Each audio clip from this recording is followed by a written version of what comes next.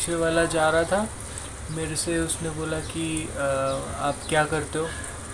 तो मैंने उसको बोला कि मैं रिक्शा जा रहा था मतलब तुम नहीं बैठे थे उस पर? अरे मैं भी बैठा था। फिर वो अपने बारे में बताने लगा। तुम तो स्टार्टिंग से पता क्या बता रहे हो, एकदम से शुरू हो गए। अरे वो रिक्शा जा रहा था, मैं रिक्शे में बैठा हुआ था, तो जो ड्राइवर था वो अपने बारे में बताने लग गया कि मैं, आपको मालूम है मैं सिविल इंजीनियर हूँ। Civil engineer? आपने इंजीनियरिंग की है? पहले मुझे लगा पॉलिटेक्निक या कुछ किया होगा। उसने बोला नहीं, मैं सिविल इंजीनियर हूँ, बीटेक हूँ।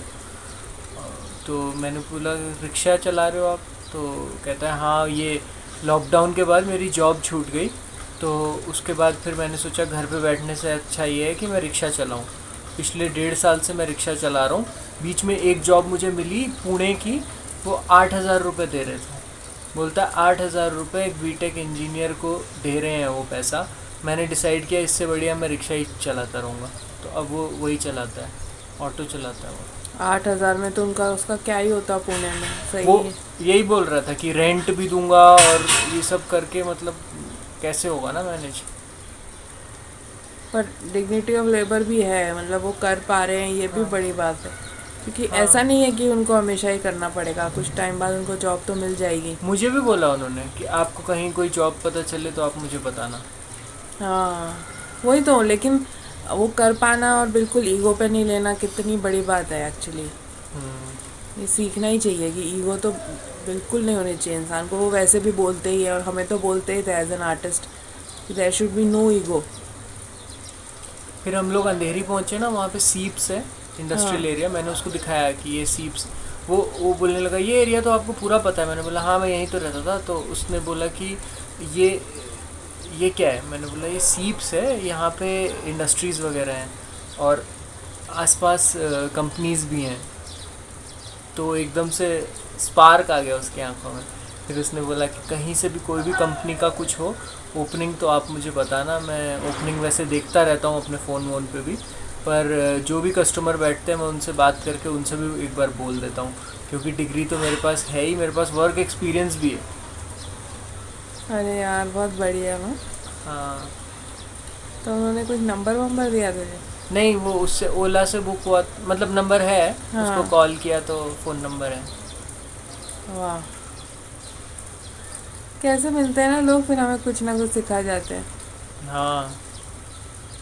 बुरा भी लग रहा है कि ऐसा हुआ उनके साथ, पर मुझे ये भी अच्छा लग रहा है कि वो मतलब उसने सही है यार वो। स्पोर्टिंगली लिया ना, उसने कितना हाँ। स्पोर्टिंगली, मतलब लोग कोप अप भी नहीं कर पाते हैं इस चीज़ से। इट्स द सेम लाइक एक फिल्म मेकर है जो वहाँ के तमिल इंडस्ट्री के, वो अभी उनको फिल्म्स बनाने के लिए प्रोड्यूसर फिनेंस नहीं कर रहे थे, तो उन्होंने एक अपनी वेजिटेबल्स मार्ट खोल ली हाँ। कि कोरोना के वक्त, क्योंकि कोरोना के वक्त क्या लोग कैसे किस तरह से अफेक्ट हुए वो अनबिलीवेबल है कि नो जॉब नथिंग, जो भी थे लोगों के कितने परसेंटेज तो जॉब चले गए हैं।